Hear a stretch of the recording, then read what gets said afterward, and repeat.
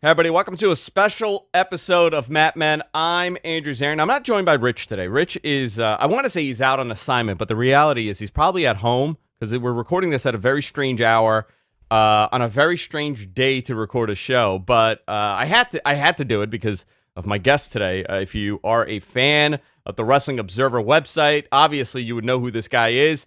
Host the Wrestling Observer radio show with Dave Meltzer on the weekends. Of course, Garrett Gonzales. What's going on, man? Hey, man. Thanks for inviting me back. We did the one show, what was for the Royal Rumble pre-show, I think, and that was a lot of fun. So happy to be back. You guys are doing a great job.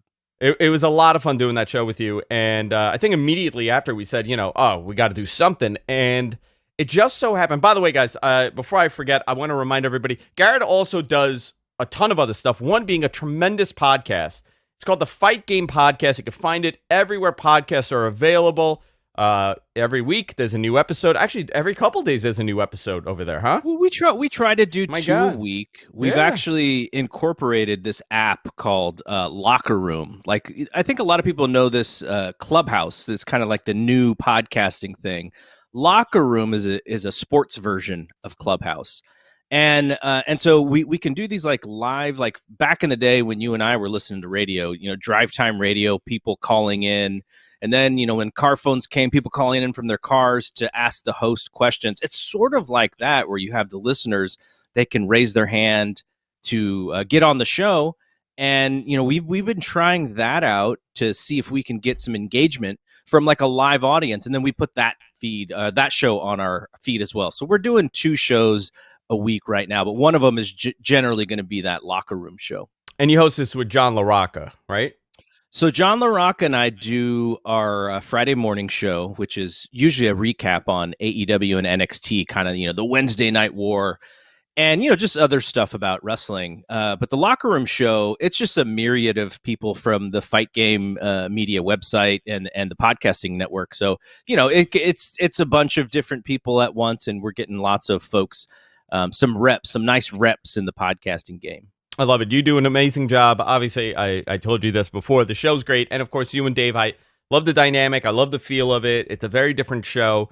Not taking any away from Brian and Dave. They just do a very different show. But, it's nice to hear different perspectives when you have such an interesting industry where one thing could mean so many different things to other people. So I love hearing everybody's perspective. And especially you and Dave do a great job on the weekends with that. But today, since we're talking about Dave, I think this is a very interesting time in professional wrestling. Obviously, we're hearing all the changes that are possibly happening at NXT and everything that's been going on in WWE over the last, I guess, over a year, since the pandemic now.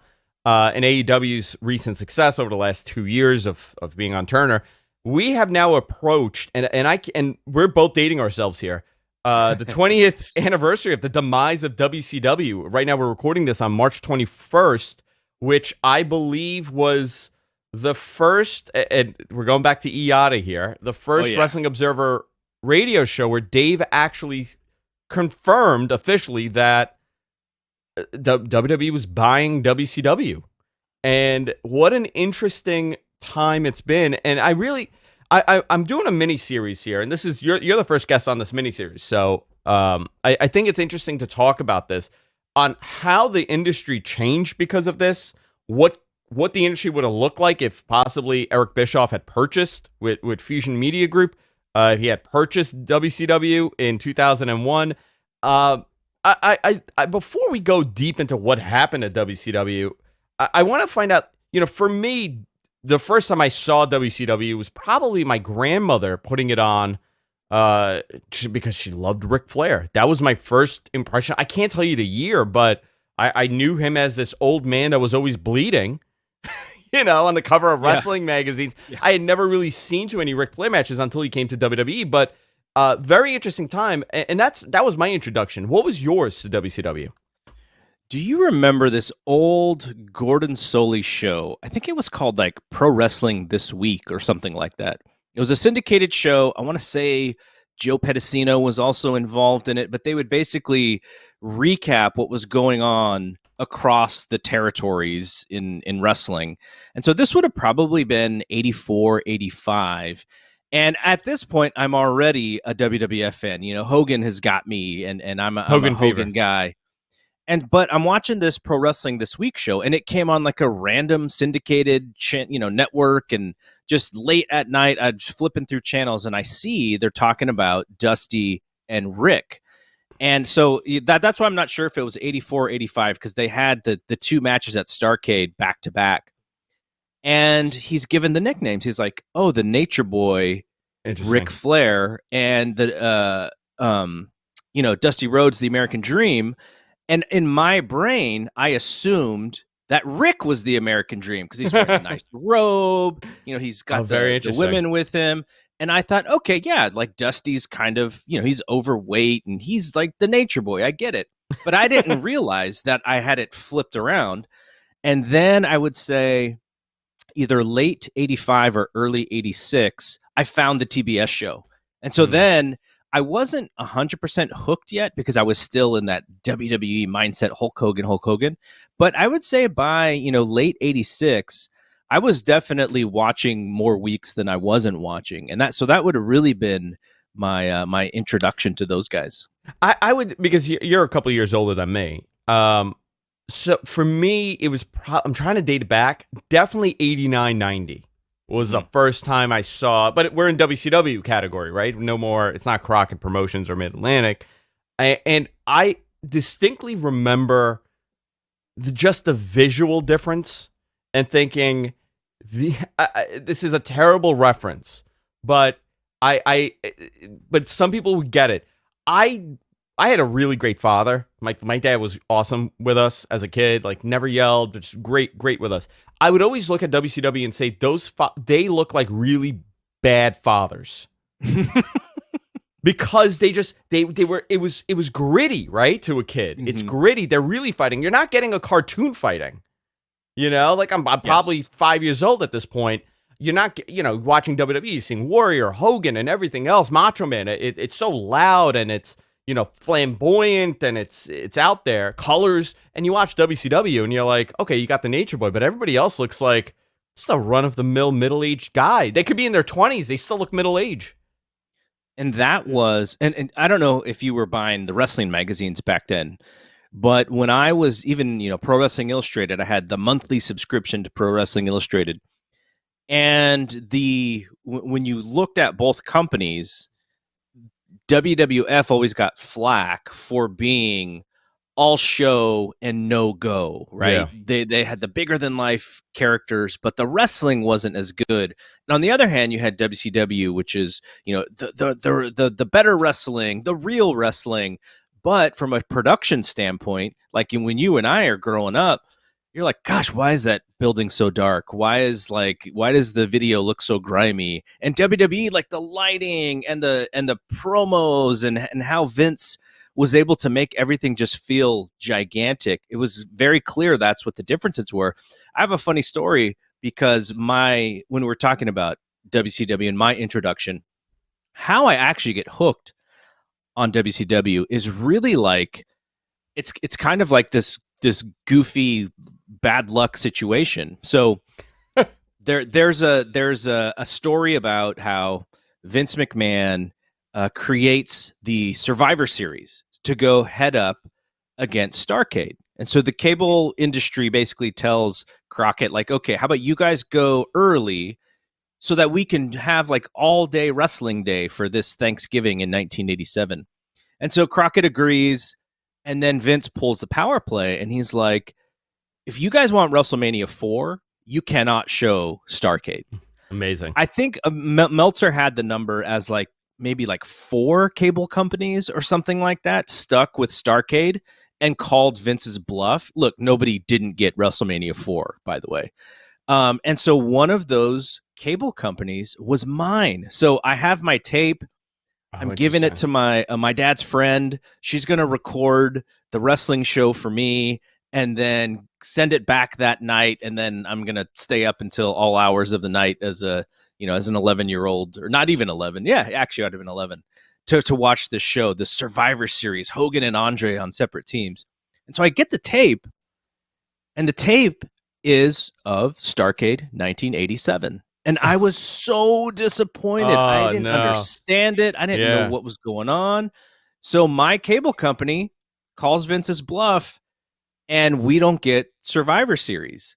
So that was a wrestling tape, though, right? And so then I told myself in my head, I was like, okay, because I didn't want to be super disappointed, I'm going to watch this, and I'm going to like it, and I'm going to get into WCW and NWA. You hyped yourself up. You gave yourself a pep talk. Yeah, I had, because I didn't want to feel like this was this just terrible moment of my life. So I was like, nope, I'm going to get into this. I'd been reading about them in the magazines anyways. And so from that day on, I was watching both shows. And it was, the show wasn't fantastic. It wasn't bad either, but it's Ric Flair and Ronnie Garvin. And Garvin is, Garvin's kind of like I don't even know if you would call Garvin an upper mid-card person at that point. But they had like these really physical matches, and it was fun. I didn't know that, he was a lesser than guy, and people were disappointed in the main event or the building of that main event. I just saw it as like he's slapping Rick and he's chopping right back with Rick, and so I was entertained. But that was the moment, all because of this fluky thing that my cable company didn't get Survivor Series. That's wild. See, I would say, and we're gonna get into the nitty gritty, but I think it's an important story to tell when we look back at this company and we take off our nostalgia glasses and we start realizing, listen, they had ups, they had something very unique. The Cactus Jack stuff probably sucked me in more than anything else, and I'm gonna tell you that it was the weirdest story, the storyline where he had amnesia and he was living on the streets. And his wife, I guess, I thought that was legitimately his wife as a kid. So it just tells you, even though wrestling isn't, real, and I'm using hand quotes here, you still kind of got into it. And then you saw his real wife later and you're like, wow. Yeah. And you're like, wow, he did good for himself, So I'm watching that. I'm like, oh my, I was really into it. I'm like, oh my God, this guy, he's like crazy. Remember, he was a heel, and now like he's sympathetic. You're sympathizing with him, and his wife is looking. And they found him, right? They found him by like dumpsters. He had a dumpster fire going to stay warm in like the streets of Chicago or Detroit, somewhere. Wild stuff. The problem. So by 91, I think I may have mentioned this the last time we talked, but in 1991, I would say that was the peak of my wrestling fandom as far as just being so absorbed. I was watching as a kid, as a younger adult, or I was like 15. 15. I would have been like 15. And so, I'm watching all of the WWE shows. And this is pre-Raw, so it's still, the Gorilla and Bobby the Brain show. And Primetime Wrestling, and I'm watching all the WCW shows on the weekend, all the syndicated shows, and some of them had repeat matches that I'd already seen, but that's how involved I was, because I was able to listen to a radio show that had inside stuff, and I'm pretty sure they were just reading the Observer, like now that I think about it, they're just reading the Observer. But when Flair is leaving WCW because he and Jim Herd are at this crossroads, and Herd is, Herd wants the belt off of him, and Flair's like, give me the money for the belt, and then Flair just leaves, right? And he doesn't take the belt off Flair. At that point, I was so absorbed in it that I like what the TV showed when Flair eventually shows up in WWF. I'm trying to think of when I would have known at least 2 months before that happened that he was coming in, that he's going to show up. And so when you're that close to, the inside scoop of what's going on, like that's what actually continued my fandom. It wasn't the fact that, the wrestling got better or worse. Yeah. Like if I didn't have that part, I'm sure I would have fell off as a wrestling fan, just like everybody else who falls off at that age. But no, that being on the inside or having that information, and then reading Dave's his articles in the National and having more inside information. I didn't even know really about the Observer at that point. But that's what kept me in the game. And so knowing the whole Ric Flair storyline and why he left WCW and how he's going to show up in WWF, like I'm just waiting to listen to this radio show, which I think came on like twice a week. And I'm just like, it's like appointment radio listening for me, right? Like I just can't. I'm like waiting for this thing to come on so I could hear what's next in this real life storyline of what's going to happen on TV. So that's kind of how that kept me to where I am today. That was so long ago.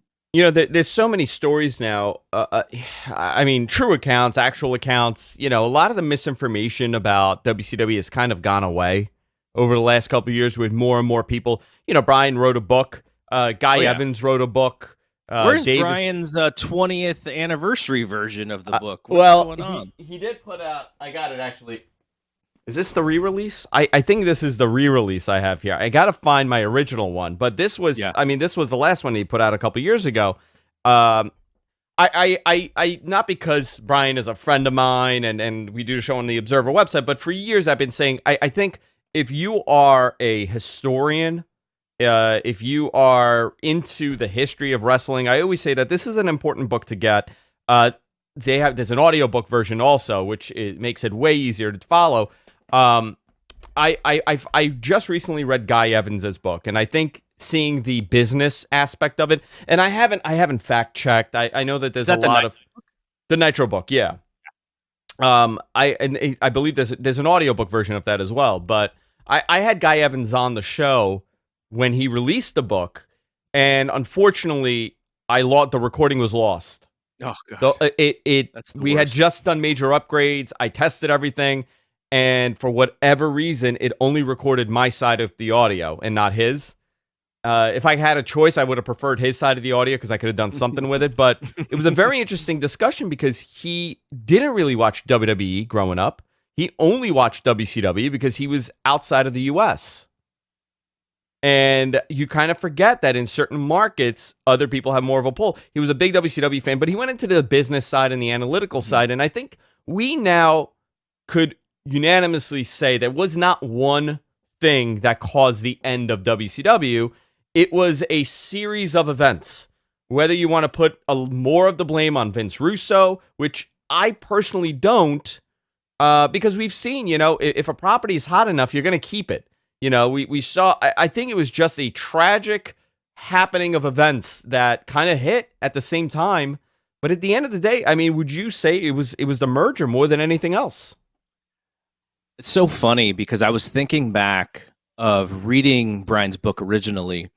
When did that book come out? Like 04 or 05 originally? Yeah. Okay, so I bought it, read it, and I was writing something about it. So I sent him an email. And look, I wasn't doing podcasts or anything. I didn't have his phone number. So I just sent him an email. I said, I have all these questions for you because I'm going to write something about the book. And so he answered. I bet you I could find that email somewhere. But I was, and one of those questions was like, what is the cause? Like, who's the person to blame? Is it Russo or is it Bischoff or is it the people in charge? And I think the way that I look at stuff like that, I always go to the top. So whoever is making the decisions is who I think deserves the blame because they get paid to make decisions. Yeah.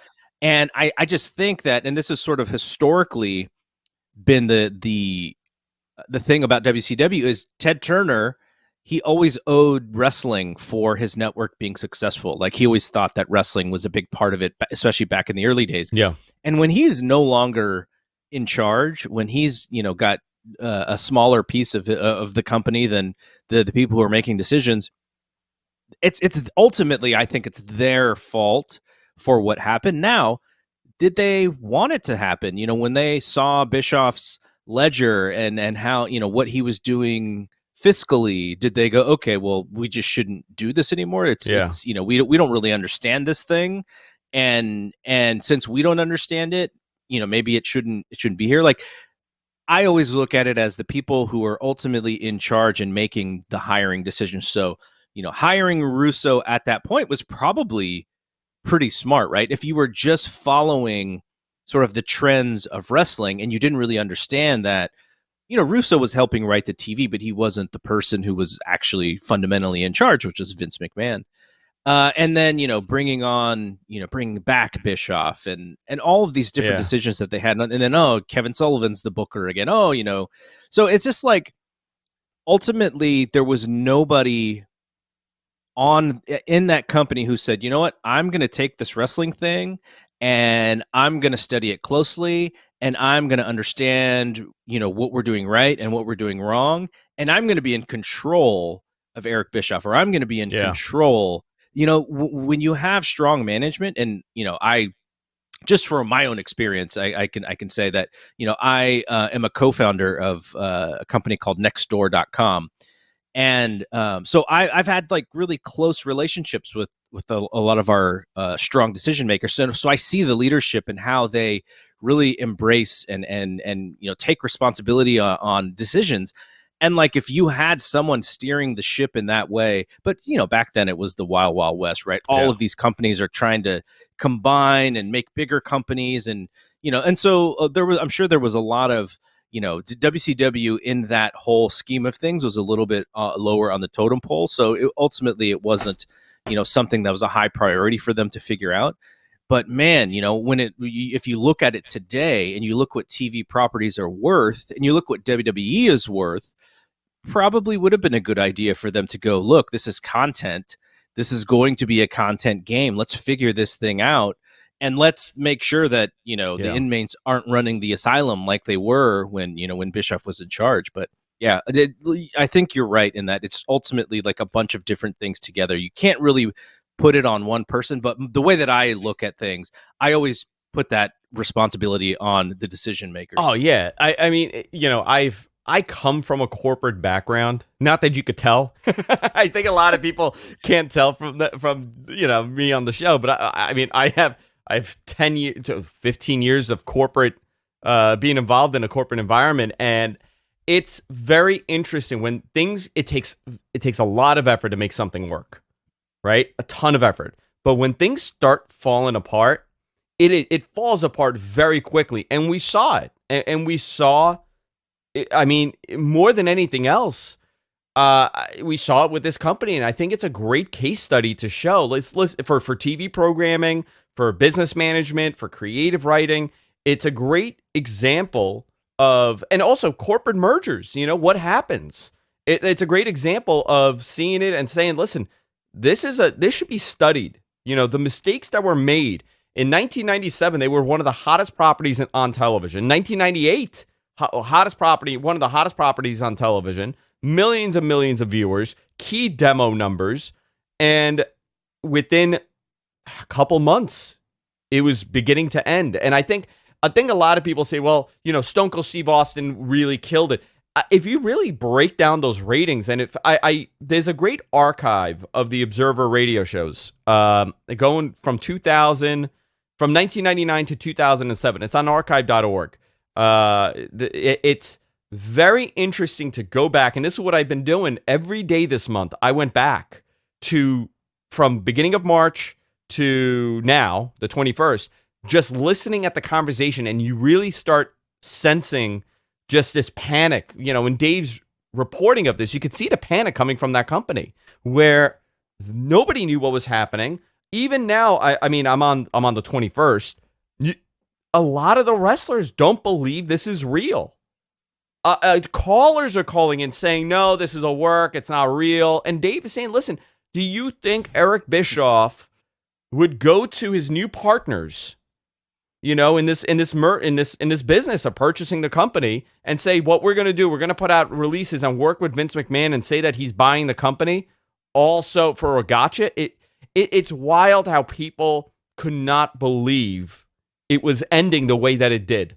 And fans of WWE, I did not watch a tremendous amount of WCW in 2000 and 2001, beginning of 2001. It really, I lost whatever it was. I think when Benoit and the Radicals came over, that was the end for me, where I'm like, okay, you know what? I really like watching these guys. And now there's really not much happening there. It was a very bizarre TV show to watch. No consistency in storytelling, no consistency in match quality.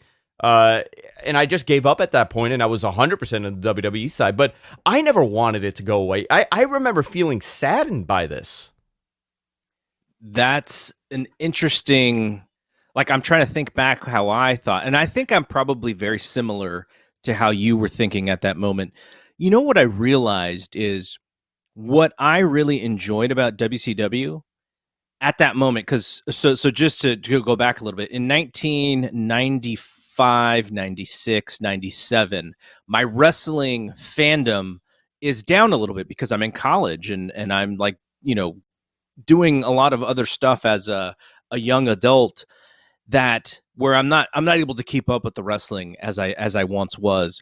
And so I'm really picking and choosing at this time.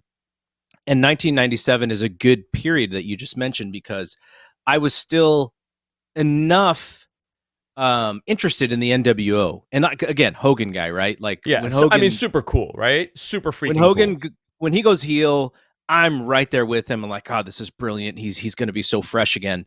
And so I'm there, late 96, 97. I'm not there as regularly as I was previously, but this is where my WWE watching goes down, because I just didn't get it. I didn't get the 95 and I would say, going back and watching some of the 96 stuff, it started to get really good in the end of 96. But, that 94, 95 period of WWE with all these goofy characters, I just felt like, okay, I am a little bit out of touch with what they are doing. And so, yeah. But Hogan was on the other side, so that was still my way to watch wrestling. I was like, okay, I can at least watch because I'm Hogan, I'm loyal. And so once all the stuff that you're talking about, where stuff stops making sense and it gets so dumb, and I can visually see Hogan and the NWO, like, and I kind of know because we have the internet and there's stuff going out, but I'm watching WCW in 98 going like, okay, they don't really care as much about the company as they do about their position in the company. And you can see it. These guys are being very selfish, and people will say, oh, that's, you got to make your money and stick up for yourself and whatever power that you have. And then Austin comes, and I'm like really quickly going like, okay, boom, I connect with this cool. Again. Yeah. Austin, Rock, and I've always been a Foley guy, like you said. And so that very quickly I switched over back, and plus I grew up watching WWF, so it wasn't hard for me to switch back. But once that Austin thing starts happening and starts bubbling, I'm like, okay, I can move the WCW stuff, because this just all of a sudden in 2 years got so old, and now this feels fresh again. And I'm sure that's a story from, for a lot of people. It was the same problem. The WCW problem was, for me, it was that there was never a payoff, right? They would do things like Piper's a great example of this. That to me was the moment that I was like, you know what?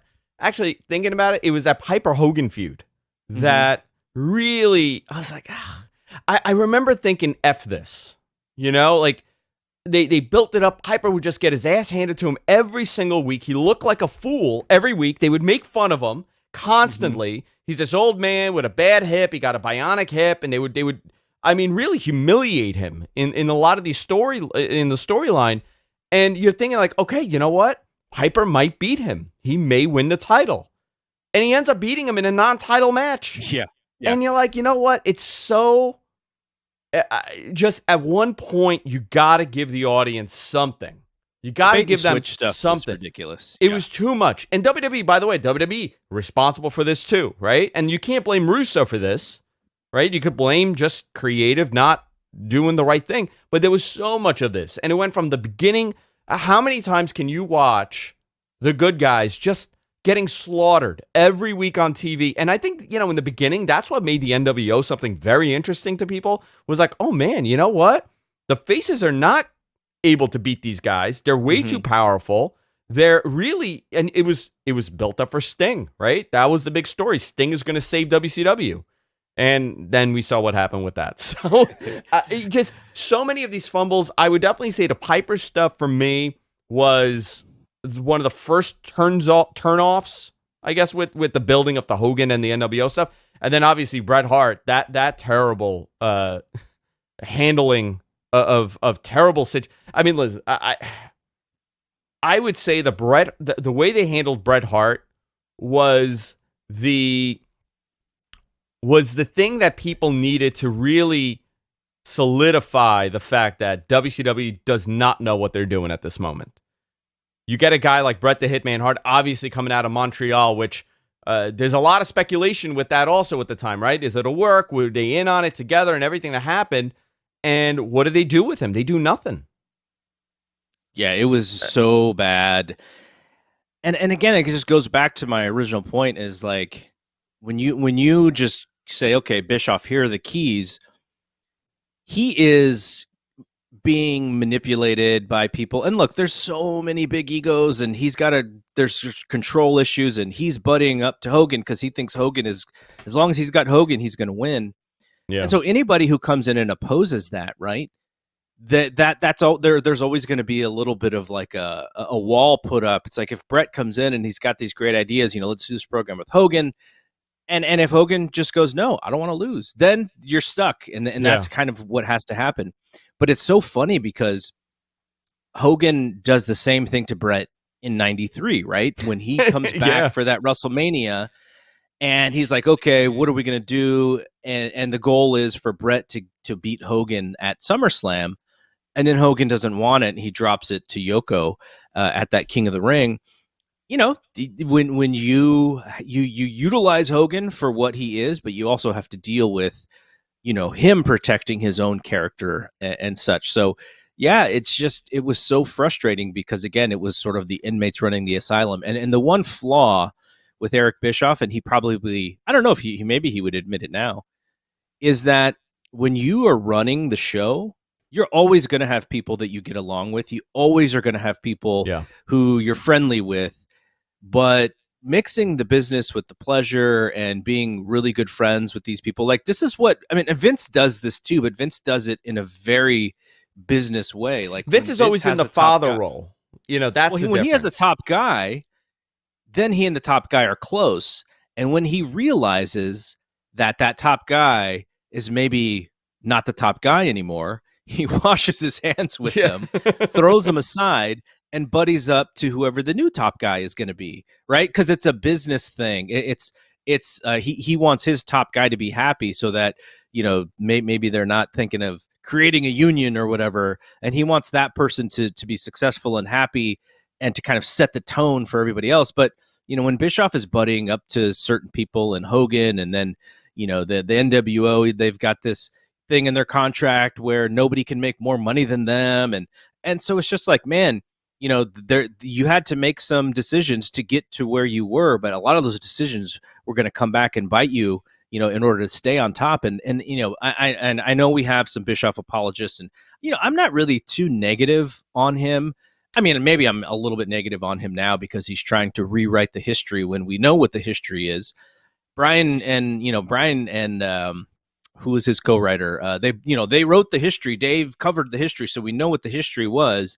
And now, he wants his own narrative. But, I'm not as hard on him because I understand what the difficulty, the level of difficulty it was to keep them on top. I just wish there was someone above him who had a clue and who could, sort of reel this decision making in a little bit. I mean, unfortunately for him, he had Brad Siegel and Jamie Kellner, and he's got, but they weren't on his side at the end of the day.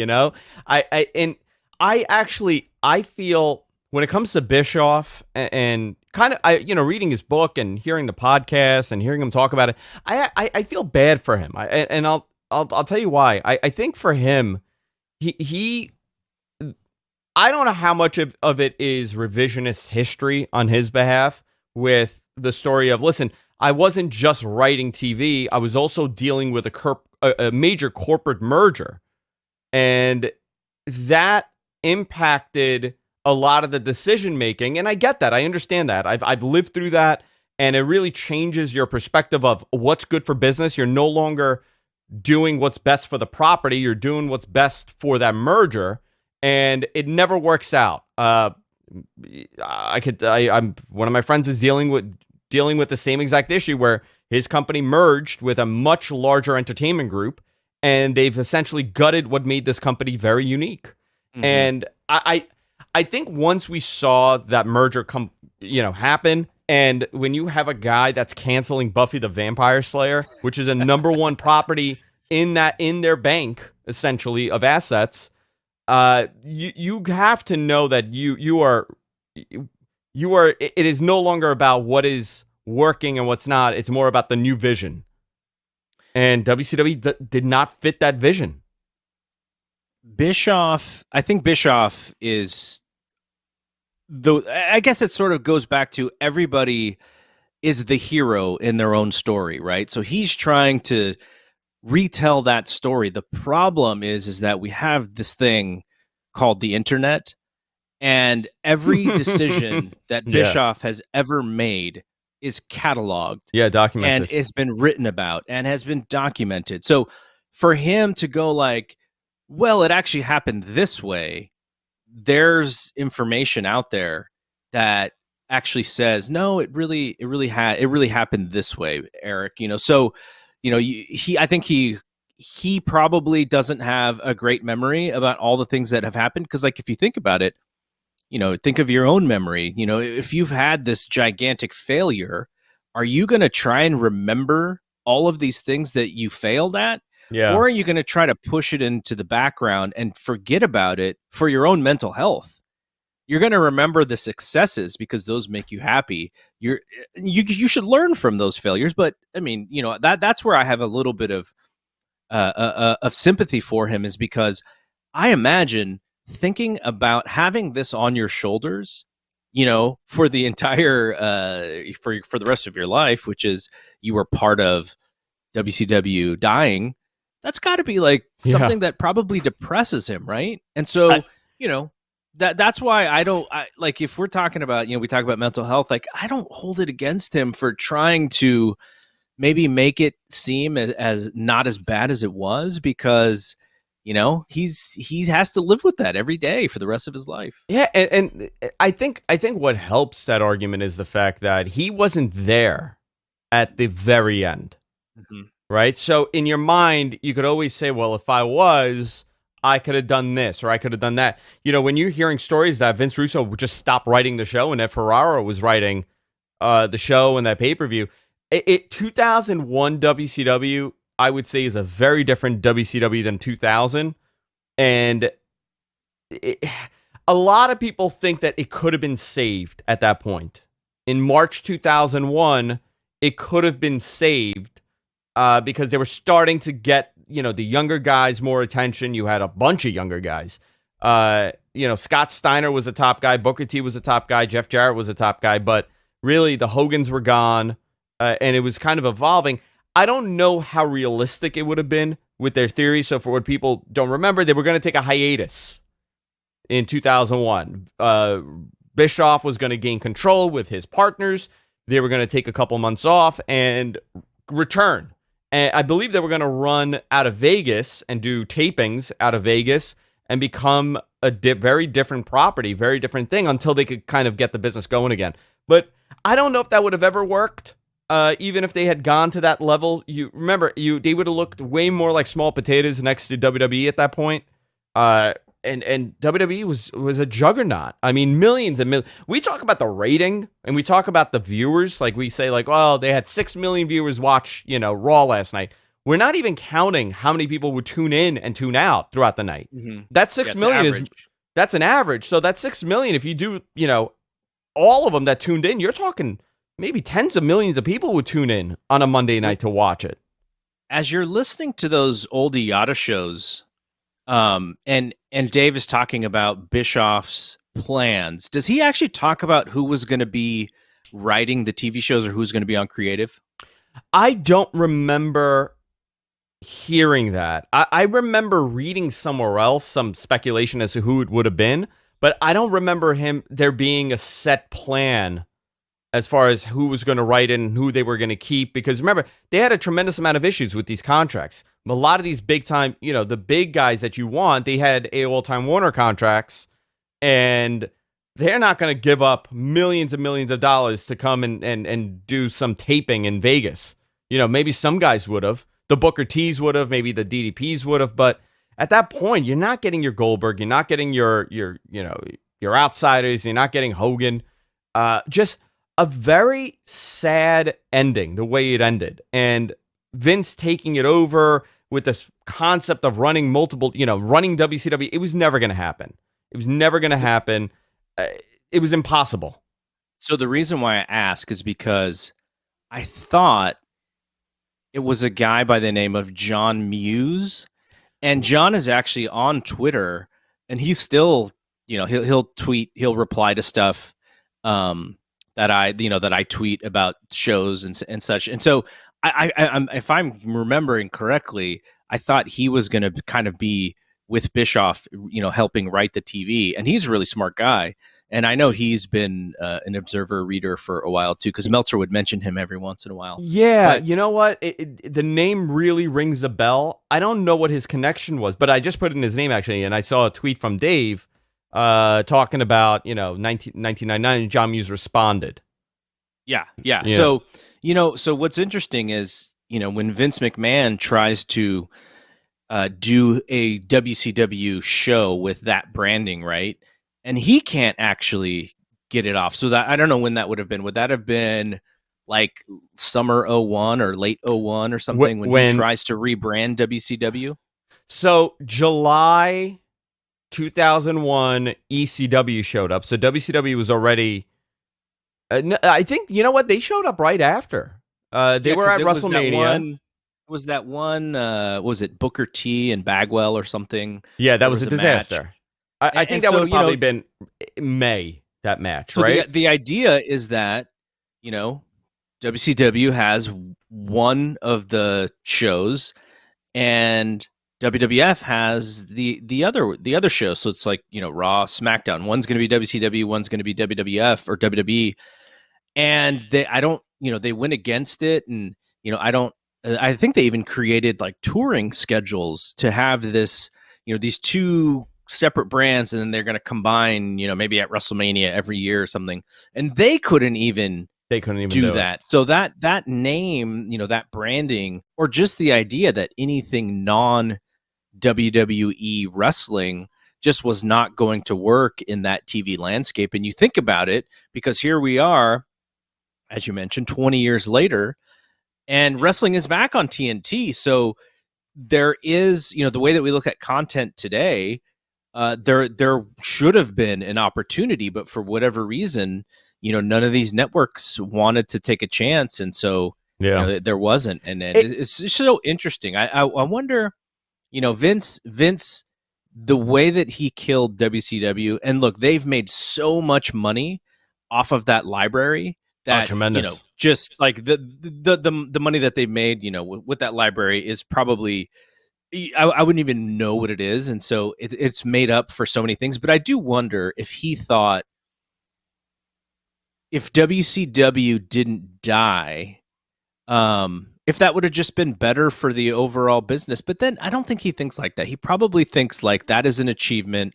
Now he controls everything. He controls the pay. He doesn't have to worry about people asking for raises and using another company as leverage. Well, I guess he has to do that now. But he was basically, for 18 years or whatever, he didn't have to really worry about competition in any way. And so that probably made his nights a little bit easier to sleep when he was sleeping. So he probably, I would imagine he's happy with the way things turned out. So the Booker T Buff Bagwell disaster match was 7-2-01. So the following week, I guess they decided, and I didn't know it was this close to it. The following week is when they had that ECW invasion. So they really shifted gears within a couple of days, and they said, "Oh my God, this isn't going to work." I don't think that match was. Sometimes you do things you set the failure, and that's what they did with this. They were in a market that WCW never ran or ran well. You got, they're already the heels in this, right? Because you're in WWE territory. Everybody's a babyface in WWE, and WCW's the heel. So you got the heels running this match with a crowd that really doesn't care about it, And you're looking at it saying, like, well, these guys don't know how to work. It's a bigger ring. You got, I mean, Buff Bagwell was never a tremendous worker. You got Booker T. I felt bad for him, but he ended up having a great career from this. So it just a series of unfortunate events. But I don't believe WCW could have ever worked under the control of WWE. It would have been, how are you going to now you've taken this audience for the last 20 years and told them, or 15 years, told them this other property is garbage. It sucks. These guys are old. This is the premier property. Look how bad they look. They don't even look like wrestlers. Look at their bodies. And then now all of a sudden you're trying to do the opposite of 10 years of conditioning. You're like, oh, all those things that we said about this company, don't worry about it. Now it's fixed. It doesn't work like that.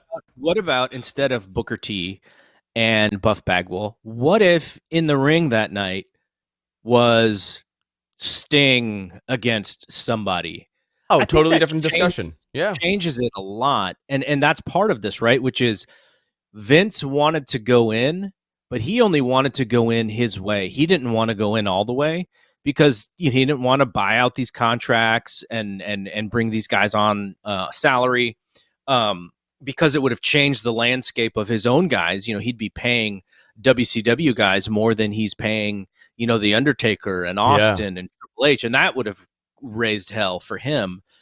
And so, when you dip the pinky toe in the water, you're just going to sit there and be cold the whole time. He didn't dive in head first at all. And that is also why it failed, or why it didn't jump off like it could have. Because if you have Goldberg, if you have Sting, if you have Nature Boy, then you're creating something. Booker T against Marcus Alexander Bagwell as your best foot forward from day one. Not great. That's not going to get it done. Not going to get it done. Not great. Let me ask you this. Because I want to keep this at an hour, but I could talk to you for hours about this.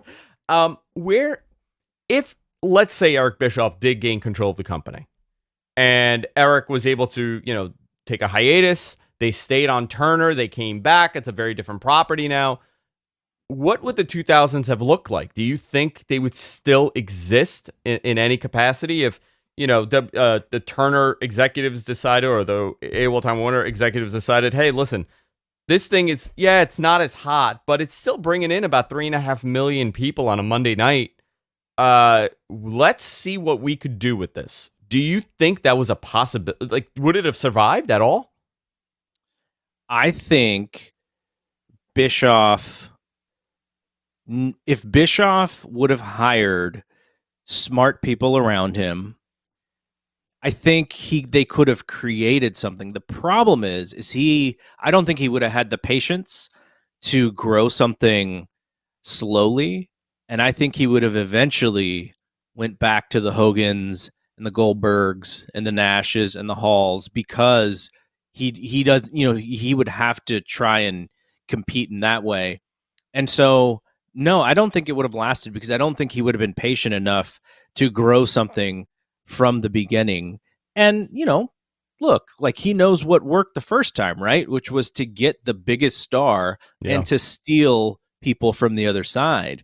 Now, could he have then went, I want to get him. He's not getting Rock, Austin, or Triple H, and those are the difference makers. He's not getting Foley. Foley, has written this book, and he's more famous than he's ever been. Who could he possibly get at that point? Yeah. So who's the guy that he brings over? Jeff Jarrett's not going to cut it as a top guy.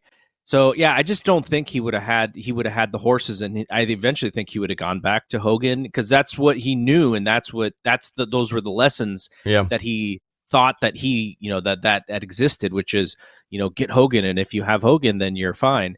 And so I don't know if he could have reinvented the wheel. I wouldn't have put my money on him reinventing the wheel. But listen, in all fairness, what you described is what Vince is doing currently, right? No patience to build a talent, create a top guy. Everybody's a spoke on the wheel except for your guys, and whenever the ratings drop, you could bring them right out. Hogan up until still we're still using. Isn't that amazing? WrestleMania hosts, we're still falling back to the concept of, well, you got to bring Hogan out because he'll draw people. It's amazing. 20 years later, it's still 40 years. This has been the story for 37 years. if you have Hogan, you'll do well. It's actually one of the only eras that you could really think about how we're still going back to that same well. You're absolutely right. I think Eric would have been trapped into pressure from a network to bring up ratings. I think that would have kind of spiraled it back to bringing these guys in part-time, maybe not being able to fulfill major contract. The concept of WCW surviving is very interesting. But listen, we got it, right? We got it with TNA. That was the evolution. I say this, and I don't mean it in a disparaging way, right? I don't intend on crapping on TNA, but the early days of TNA, that first year, you could see that the attempt from beginning to end was recreate the WCW bubble. You had Jarrett there, you had Scott Hall, you had Buff Bagwell, Kevin Nash came in later. You had all these. I mean, essentially, it was the land of misfits. If you got fired from Vince or you had no job, you went there, and really, it was Vince Russo, Tony Schiavone's back, Vince Russo's back, Mike Tenay's back. Was Mark Madden there? That's a good question. I think. I can't remember. But essentially, what you did, you recreated WCW because that was the void. Because everybody at that point was saying, where are the viewers? Where'd they go? Where'd all the WCW viewers go? They disappeared. 4 million people gone. Poof. In a week. So it's very interesting how we went back to that. And in a bizarre way, AEW is like the last remnant of WCW. You know what's funny is if you read the old observers, if you go back to like the early 90s to the mid 90s, there's this Vince has this idea of how to pay talent. He doesn't want to give anybody guaranteed contracts because he believes that when you give them a guarantee, they don't have to work hard for their money because they're guaranteed that money, right? I mean, but we're not talking about like a longshoreman that's half-assing it because he got a union gig, you know? These guys are still going out there and trying to feed the audience something that they want. And so, but the mentality is like, you know, WCW is giving out guaranteed contracts, and because they are, this is what they're going to get, which is guys who aren't like trying to get to the next level. And so what happens is Vince has to actually fight that game, and he does have to start giving out guarantees. But just the mentality that he wants everybody to work for their next contract is interesting, right? But look at what he created, which is he himself is now allowed to be maybe not as innovative as he once was because he's got all these long-term deals for his own content, knowing that really he only has to try and put on really, really good stuff come renewal time when they talk renewal. And so he himself has kind of become what he didn't want his wrestlers to become based on the guaranteed money. But at the end of the day, like, he's created this amazing content business out of, you know, pro wrestling off of the backs of these wrestlers. He created, you know, what everybody in that kind of content business, you know, wishes to achieve to.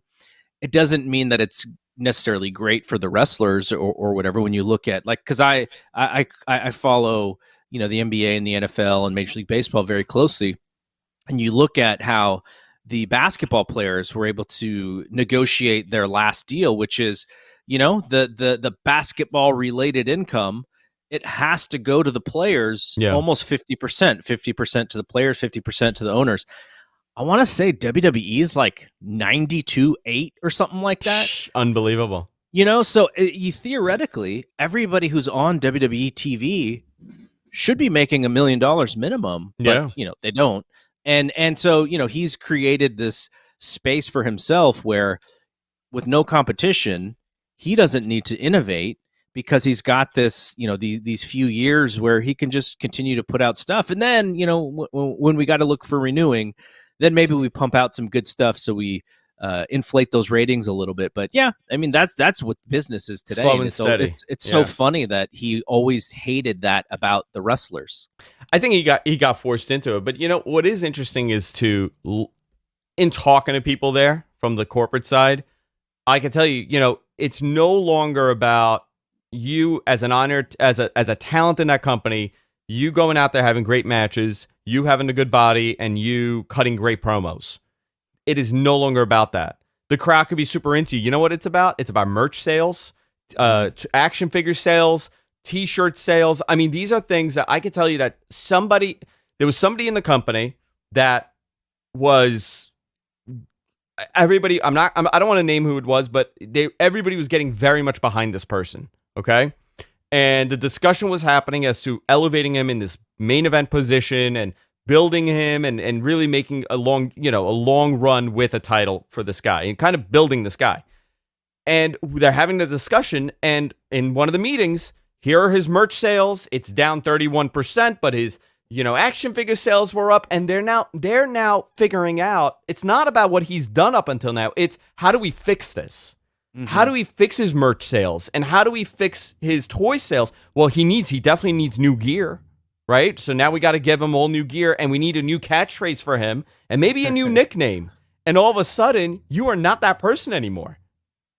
Yeah, that's that. I mean, I guess it makes sense to look at it that way, right? Like in music, what would they call it? They would. There's a term for like if you're in music and you're a new artist, and they figure out a way how to dress you and how to help you with your marketing and stuff. Puff Daddy, he originally that was his early role at Uptown Records, but it's very similar, right? And I think it's a cool way to look at it because you do want to use data and information to see how people are connecting.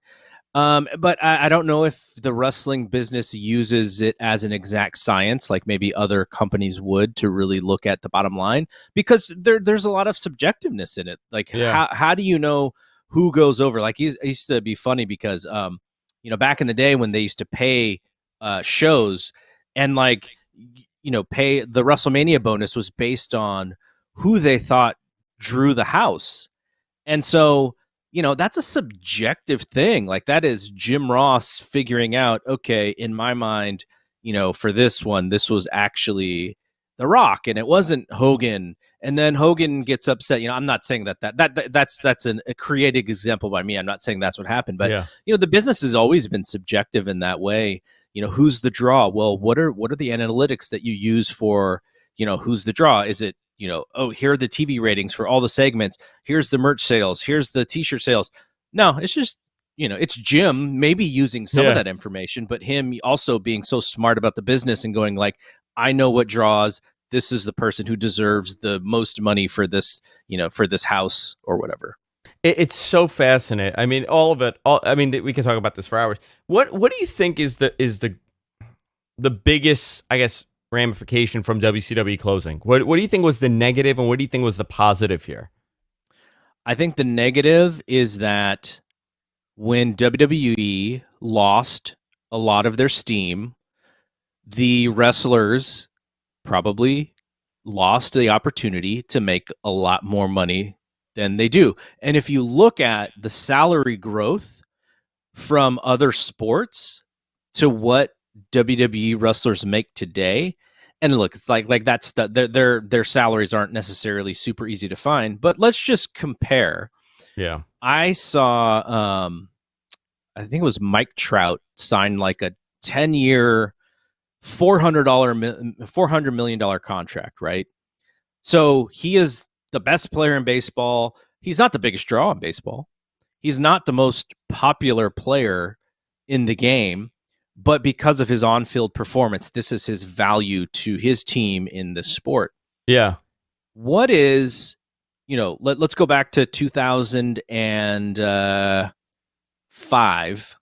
What is John Cena's value to Vince McMahon's bottom line from 2005 to, let's say, 2015, 2014? So that 10, 11-year span. His value to WWE's bottom line is probably like 50 to 75x more than he actually got paid. 100. I would, 50 on the low end, absolutely. And so what happens is because there's no competition, there's no leverage, and that's why it's so great for AEW to be here now, because these wrestlers can figure out what their true value is. these guys have been underpaid for years and years and years and will still continue to be underpaid because they don't have a union.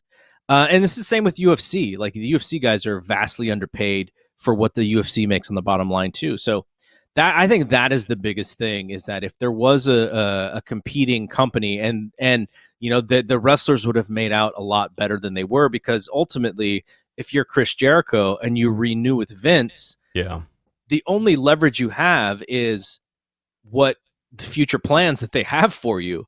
And I'm sure if you had another company going like, well, you made $700,000 on your downside guarantee, we'll bump that to 1.5. You come with us.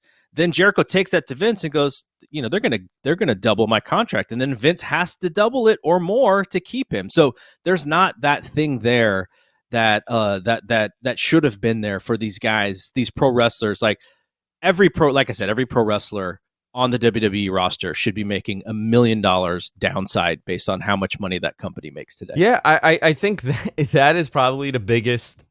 I mean, now we're in a whole. I think the next 5 years are going to be very interesting to see how this changes things.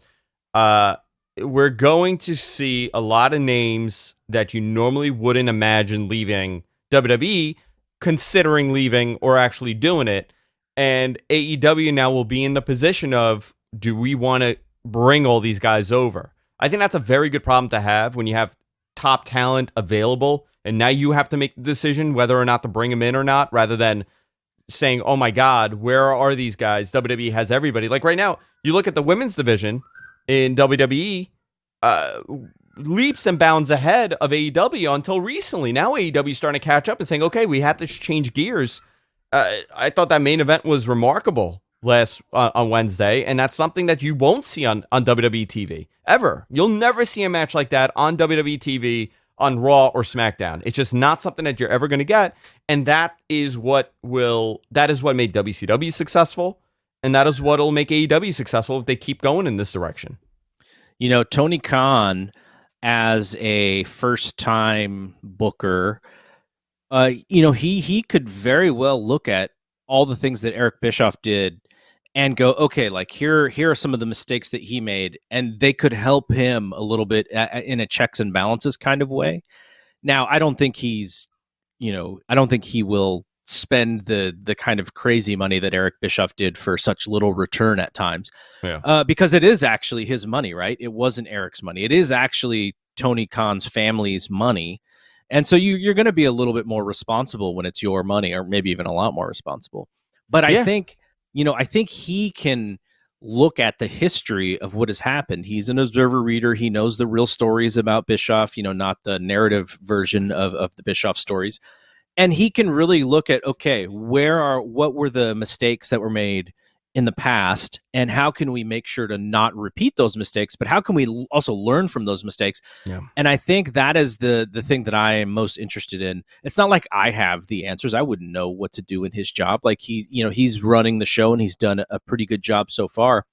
But really, the next few years, when he does have the opportunity to sign some bigger names, I think the Christian one is one of the few times where I've been like, I don't know about that one, right? Because what was value less does the Christian name, have? right? But it was less the name and more of the way that they announced it. That was my issue. I think it was both, because what is Christian to a 2021 wrestling audience? Like, I would consider Edge to be a better version of Christian. And what does Edge mean right now? Edge is going to be in the main event of WrestleMania, and it may be the least looked forward to main event at WrestleMania that, as far as I can remember. And it's not a shot against him. He's a Hall of Famer. He's a great talent of, back in his prime. Yeah. But right now he just looks like an old dude trying to dress young. And I don't know if that's necessarily the right way to go with the product. Let's give Edge his flowers. He's great, but should he be the top guy in WWE in 2021? I would say no, and I would say no pretty quickly. And so if Christian is the lesser version of Edge, what is his value in AEW? he's probably not going to win the title. And what happens after the program with Kenny Omega is over, then I guess he just kind of goes into the mid-card and is like a very well-paid mid-carder. I mean, he's a good wrestler, but it's just, these are some of the cutthroat decisions that a young Vince McMahon would make that the old Vince McMahon is not making. And so Tony Khan has to, he has to figure out what, how cutthroat he's going to be on some of these decisions. Cause he's a fan of Christian, and that's awesome. Like, you want to work with people who you like and who you're a fan of. I'm 100%. I get that.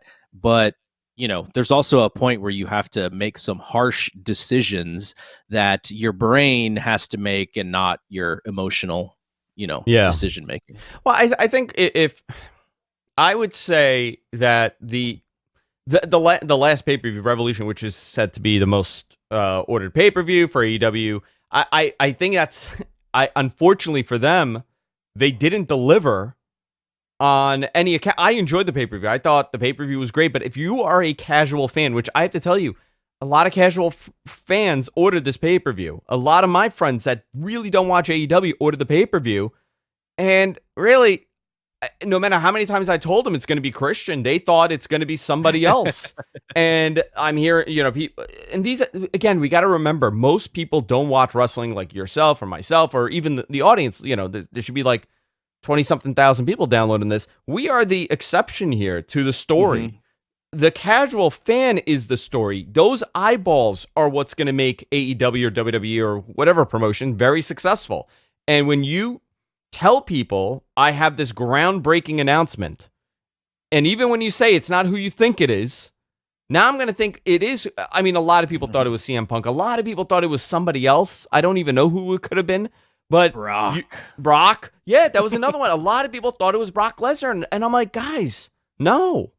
You think that's how they would announce a Brock Lesnar? I mean, first of all, nobody, you should never announce anything like this. You should, if he had just showed up and just signed the paper and said, I'm AEW now, whatever, I'm all lead or whatever he could have said, that would have been a far more effective way to bring in Christian. And now he's kind of sitting in this middle, which they've evened out. The other thing, the main event, they screwed up the main event at the end. Nobody's fault, right? The match was great, but it just happens. But what AEW was able to do that WCW had a very difficult time doing, and WWE still currently has a very difficult time, is adjusting, changing lanes. This isn't working. Oh, let's figure this out. How long did it take WWE to realize you can't shoot an empty crowd? Right? How long did it take them to pipe in audio? I know that a lot of people are complaining about that now, but how long did it take them to adjust to that? Those are the tiny things, and you look back and you say, you know what? This is what WCW was doing. WWE, very different position right now. They're a juggernaut when it comes to a TV property, and I don't see them going away anytime soon. But these are mistakes that you have to look at and say, you know what? We're getting dangerously close here. When my numbers on a go-home show is under $2 million, under 2 million viewers, or now we're in WrestleMania season, where are the ratings? Right? Where are the ratings? So I don't know if you know Paul Fontaine, who writes for he writes some stuff for Wrestling Observer. He also writes some stuff for Fight Game. He does a pretty deep dive into the ratings, and he was looking at the year-over-year viewership losses for WWE because he wanted to see if this was like the worst of the last several years because of the pandemic. So he's trying to study the numbers and say, how much does the pandemic really cause? And like this year, the losses year over year for Raw were so much more than the previous years that it was ridiculous when you looked at the actual numbers. And so some of it is obviously the pandemic, but some of it is also, just the lack of innovation on that TV show. Now, there are some things that I like about what they're doing right now. Pushing Bobby Lashley is great. It's if you're a different. Big E fan, it's great. Roman, what Roman was able to do is awesome. I'm kind of intrigued about what happens when fans come back with his character, because I think we're going to really, rather than hearing the piped in version of his reaction, I think we're going to hear a more realistic view and it's going to be cheers of his reaction. People are going to love him. And so we'll see, and we'll see how that affects him as well, right? So there are some good things happening, but there's just so many bad things that, to me, the Miz thing, like, so usually around WrestleMania time, and this is how it's been for me the last few years, around WrestleMania time, so let's say the post Royal Rumble Raw, I'll watch Raw and SmackDown just to make sure that I know all the storylines going into Mania. And when they had the Miz Bobby Lashley fiasco, that one Raw where he just keeps running away and running away and running away, I was like, man, I feel so dumb watching this TV show. And I don't like to feel dumb or out of touch or like this is not worthy of my time. Yeah.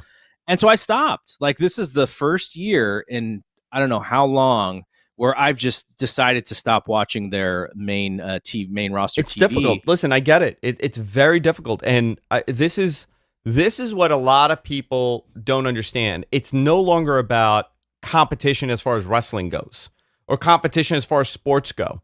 Garrett, the WWE, I use this, by the way, as my rah-rah speech to my staff at my job because I'm in hospitality, but I'm on the nightclub side of things. So whenever I equate this exact thing where we are not competing with other clubs, we're competing with everything. And WWE is the same thing. You know what I did on Monday night? I didn't watch Raw on Monday. I sat on TikTok with my wife, and we just scrolled through TikTok. That is literally what I did for 2 hours. Now, were there any WWE TikToks?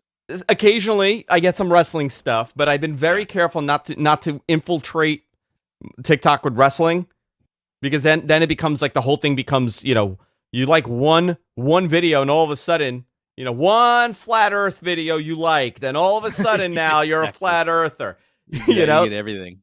So, but WWE's competing with that, and I got to tell you, you got to do a hell of a compelling piece of programming to get that attention, and they're not doing it. And this goes right back to WCW. I know we veered off a little bit, but I think this is all connected. This goes into what happened with WCW. At the end of the day, they were not providing TV that people wanted to watch. And whether or not viewership got smarter or viewership habits changed, perception changed, all that is a factor. Every one of it is a factor. Online community influence is a factor. That WCW, I don't think there were many pro WCW forums happening at that time. Obviously there were some, but I remember seeing the discussions on the forums and the message boards. But overall, it was I would say the end of TNA had more fandom that was defending it than what was happening with WCW in 2001. Yeah, and if you were someone who was watching both shows, like we both were, you were completely fine with just watching the WWF show, right? Like at some point, we think about all the content that's available now, but go back 20 years and you had 2 hours of Raw, and at certain points you had 3 hours of Nitro. So that's 5 hours of TV to watch on a Monday night. Going back and forth. And then you had Thunder, and Thunder became a not must-see show, at some point. But then when SmackDown comes, so if you were watching all of the first run TV, there was 5 hours on Monday, then you had another 2 hours with Thunder, then you had another 2 hours with SmackDown. That's 9. 9 hours. If you watched Heat on Sunday, that's 10. So think of all the content that was on at that point too. And if you're like, look, I just only want to watch what's good. When they sliced out that 5 hours or that 4 hours of WCW, as a WWF fan, you were getting everything that you wanted. You're like, okay, I get 5 hours of my life back. I'm fine. Yeah. I think it's a very interesting thing to look at. 20 years later, we're kind of back to where we were in a weird way, in a good, healthy, competitive way, I got to say. We had almost 20 years of no competition, and 18 years of virtually no the reality is, listen, if you are not on a major network, I don't care how great your wrestling is. I don't care how great Ring of Honor was from 2004 to 2015. At the end of the day, does it matter? If you're not on a major platform with a major marketing firm behind you, pushing at your events, pumping out cross promotion with other properties. It's not going to happen. And in 2021, TV is ultra competitive. You have to be cutting edge to survive. Listen, for all its WWE's flaws, I got to tell you, corporate wise, they are pretty cutting edge when it comes to merchandising. Nobody's been able to touch them other than the NFL and NBA. I mean, MLB struggles with merchandise sales. Merch sales, MLB it performs very poorly when you compare it to football and basketball. Hockey does a tremendous job with merchandising. So when you look at this, and then you have Vince McMahon sitting there, you're going to think, you know what? This is a top tier property. They're very good when it comes to their structure with making money. It's just now we are at a creative lull. And how do you change that? And the 20 years later, we're realizing, you know what? Competition does matter. Mm-hmm. We've had 20 years of no competition. We've had 20 years of just one style programming. And now all of a sudden, you know what? Almost 1 million people are watching something else on a Wednesday. That million could very easily grow. Very easily could become 1.5 million. And now guess what? You're not competing. Here's a theoretical for you, because I don't think AEW truly competes with main roster WWE unless, and we're talking about competing like the Monday Night Wars, unless they go head to head with one of their, with one of the main roster shows. Now, I don't think it's going to happen because Tony Khan doesn't want to go on Monday nights. He's not going to compete against the NFL. He works for the Jacksonville Jaguars. Wednesday night has become wrestling night to me. Now you're the one who broke the story about, NXT getting moved over to Tuesday. I'm assuming that's still sort of in the cards. I asked, and they said, "Hey, we'd be really." I actually asked Thursday because a lot of people have been asking me, like, "Oh, is it different now with the NHL going to ESPN?" And the response back was, and I'm going to quote the guy. Actually, let me look at this.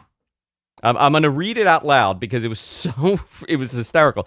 He goes, "Well, I'll tell you this: we're really effed if those rumors are true. Lol, it's not, but if it was, we really would be effed." I said, "Why?" He goes, "We already have all the promotional stuff done."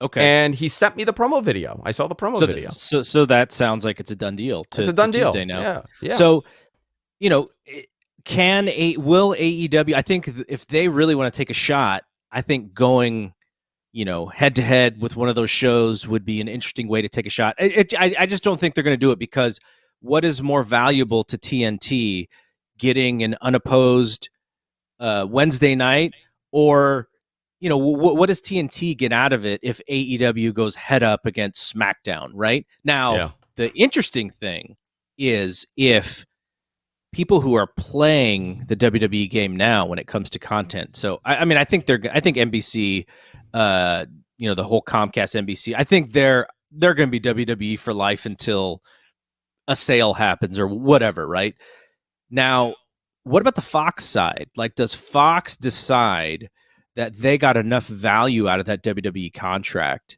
to re-up them again? And it's going to be for more money, right? I mean, if they do that, I would be a little surprised if they re-up them for more money.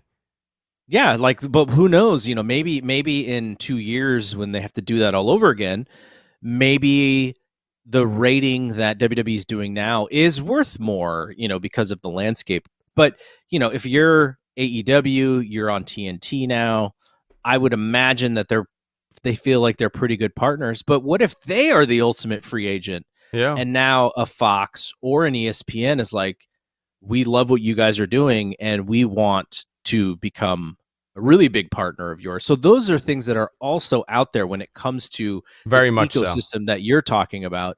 And you and I can't predict the future of what happens, but I just look at sort of like, you just see the NFL redid their deal and like, they're just going to be making money, until it's just crazy amount of money that they're making. And so, that money is out there because people keep saying like, when is this thing gonna bust? And the NFL is here going like, not only are we gonna do this record breaking deal, but we're gonna put it up and to the right further than anything else has ever gotten. And so you would imagine basketball is gonna follow, baseball is gonna follow, And there's these other products like pro wrestling. Where do they fit in? If you're AEW and you are delivering a specific demo, is that demo all of a sudden more attractive to one of these bigger networks? Because they'll get to pay less than what they'd have to pay for WWE content. So that's going to be super interesting as well. I think the future of pro wrestling in North America, especially, we're in a very unique period because right now it's almost like everything's been bottled up over the last year. We didn't see what 2020 was going to be what it would have become. We didn't see what AEW was going to become. It's quite possible maybe they benefited from the delay, so they learned a little bit, because I'll tell you that the December show that they ran with the Dark Order with the fake pun, everybody was retweeting that. That was a little bit of a ouch. Would that have made it on WWE TV? The way that it was presented. Obviously, mistakes happen, and you kind of... Would you see the Jey Uso thing? No, I didn't see the Jey Uso. What happened? Oh, he did the same fake, the bad punches. Yes, yeah. He had a bad night on HD cameras for sure. Yeah. So we're in a very unique period, and I think by third quarter, I would imagine that you have live audiences for sure, a larger, not 10% or 20%, but maybe we're going to be 50%, 75% of capacity. It's going to be very competitive, and it's going to be competitive for buildings, right? Because WWE has a lock on a lot of buildings that won't put AEW in. It's going to be heated, and this may be another renaissance where, okay, you know what? These guys are now going to go 100% trying to get their viewership back, and I think for WWE it's going to be necessary. They're going to have to do this. Because another 20%, I think every year the number's 20%. They drop about 20%, 15%, 20%. But you're absolutely right. The numbers have been way more. We haven't seen a big WrestleMania boost in numbers. We're sitting around 1.8 to 2 million people for Raw. That's terrible. That's not good. Least excited I've been for WrestleMania since last year. Last year. Well, last year I wanted to give them a little bit of the benefit of the doubt because they were dealing with the beginning of the pandemic. But at the very least, they had the newness of this 2-night thing, right? And so that was intriguing. But now they're bringing it back, and they'll have fans, and hopefully that building will look okay. But I'm just uninspired by what I've seen from the matchmaking and the long-term WrestleMania plans at this point. But maybe they'll put on a great show, and I'll be like, oh wow, I thought it wasn't going to be as good, and they over delivered. WWE doesn't generally over deliver for me though. No, they generally don't. I know the show took a little turn here, but I thought it was a good conversation to have, and I think it kind of all goes together as to what's changed over the last 20 years. What do you think the next? I'm not going to say 20 years, but what do you think the next 10 years is going to bring to pro wrestling? Yeah, I was just thinking about that. What's the next innovation, or what's the next big thing? I do wonder how celebrities fit in, how athletes fit in, because we saw Shaq, and WWF has Bad Bunny, and I know people are like, "Who's Bad Bunny?" But from a music perspective, number one musician in the world globally. He's gigantic on the music scene, but I still feel like as big as those names are, they just sort of fit in, and they weren't made special in any way. Like, they did a decent job with Shaq, but he's probably a little bit harder to get to play ball because he's not this, he's a gigantic NBA star. Yeah. So, he's not going to have gaga eyes over, working a pro wrestling show. But I do wonder how, the synergy, and when you're working with, with your partners, and how your partners help you with talent, or I just wonder who's going to be interested in joining, from a celebrity perspective. Like, how do you get more eyeballs? And I think, TNT and Fox and USA, there's got to be better synergy in order to cross promote. And I think that's like one of the things that might be missing a little bit is, I remember going back to inside the NBA when they first started promoting AEW. I think it was Marv Albert. Marv Albert got one of the wrestlers' names wrong. It might have been even Jericho. It was Chris Jericho. No, it was Chris Jericho. Yeah. And so like, at what point in Marv's briefing of the game, they're like, hey, Marv, you're going to have to read this spot. It's AEW wrestling. It's Chris Jericho versus X. And Marv was like, throw the card, or like, who cares? Like, right. Yeah. Like, but if these content partners, I think there's a better way to synergize so that everybody can help each other scratch their back. And I would love to see better cross promotion from, inside the NBA, and having, more guys like Mox. I don't know how Moxley would fit in on that show, but just having more people so that you open up more eyeballs to what this thing is. They're gonna take shots. They took the Shaq shot, they took the Tyson shot. So AEW knows that there are opportunities for them to bring in more eyeballs. I just wonder if the partnerships with some of these networks, because they're creating stars on their own, and if you're a fan of a TNT show that does, I don't know, 2 million viewers or whatever, maybe having that guy on an AEW show might draw over a little bit. And then how do you stack that show up to attract, like you said, with your friends who all of a sudden wanted to buy that pay-per-view? Like, how do you fulfill what they want to get them to come back again? Like that, I guess that's the and they didn't question. Unfortunately, they didn't. And we'll find out. We're going to find out. Yeah, we're going to find out. I thought the recovery was good. Who's the biggest crossover person that you could bring over on a TV show? Oh, like mainstream crossover?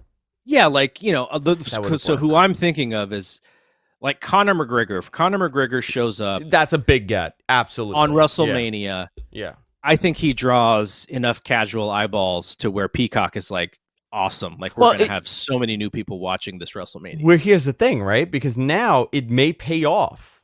It may pay off for Peacock to say, listen, Conor wants something ridiculous for a pay-per-view buy. Yeah, we're not selling the pay-per-view, but you got to sign up to see this. Yeah. So maybe you could do a 1 month pass to see Conor McGregor. Not only do you get to see Conor, but now you've signed up for a month for the service. But yeah, that would be, you want an extra 500,000 to... would you see an increase of 1 million buys, million subscribers for Conor McGregor against whoever you want to put him up against? I don't know. I don't even know who you would do. Maybe not 1 million, but there half a million. There are 1.2, 1.5 million people paying $70 to watch him fight. So there's a percentage of those people who would pay the $5, who would pay the $5 to watch him do something in WWE. But it's got to be somebody like that, I think, for it to make it worth it. So AEW has to find their Conor McGregor, just like WWE found Stone Cold and Mike Tyson. I don't know if that person exists today because of how content works, but I think that's who they're looking at, is that's the guy we can set who can help.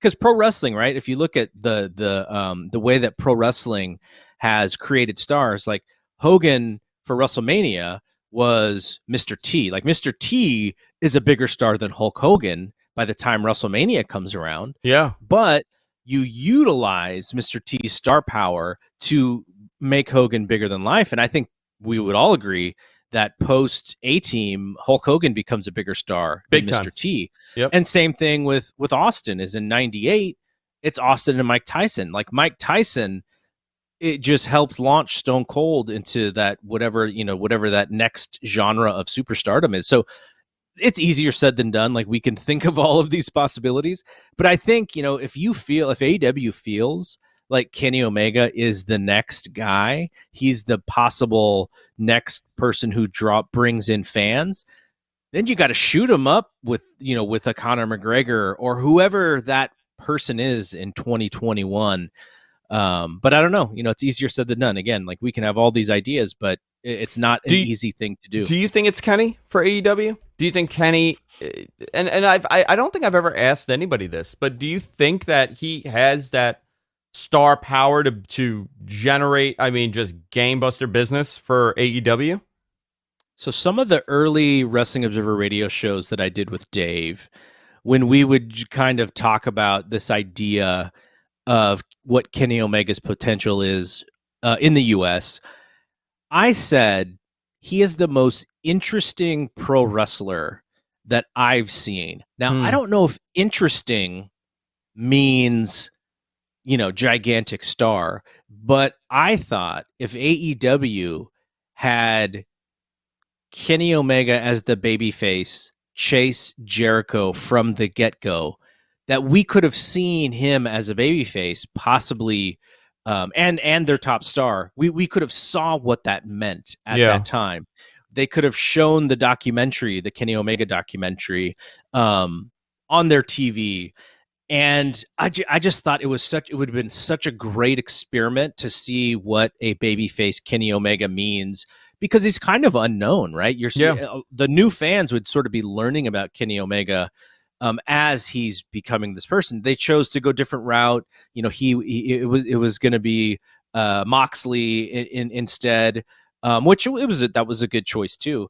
But I still think he is the most interesting person. I just think that they may have wasted an opportunity to introduce him in a way that would have been super organic to their fan base and to new fans. Like, when I saw that documentary and we're doing the stuff with Kota Ibushi, and I'm just like, wow, this guy is so thoughtful. And I've been able to interview him now 2 times with Dave, and I still think the way that he answers questions and the way that he thinks through stuff is so thoughtful, and he's just such an interesting guy that I would have hoped that we could have seen what a babyface chase for Kenny Omega would have meant to that TV show.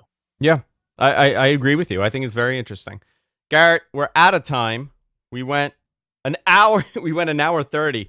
Wow. Went all over the place. But listen, I want to do this more regularly with you. I absolutely love having you on, and I think your insight on this, it brings a different level of conversation to a lot of these nitty-gritty topics that's kind of difficult to discuss when I'm doing, trying to keep it tight and wrapping up throughout the entire week and everything that happened. But this is always a pleasure having you on. And guys, I highly, highly recommend you guys check out what Garrett's doing over at Fight Game Media. Head on over to their Patreon, patreon.com/FightGameMedia. You could also find Fight Game Media everywhere podcasts are available. We're on Apple Podcasts, you're on Spotify. I'm sure you're everywhere, right? Yeah, the Fight Game podcast that I do, you can find that everywhere. The one thing I'll say about the Patreon is, the Patreon is very fun because what we're trying to do with the Patreon, and you'll get a kick out of this because, IATA, you mentioned IATA and what they were trying to do with radio. We're trying to basically have Monday through Friday, one podcast every week in the Patreon.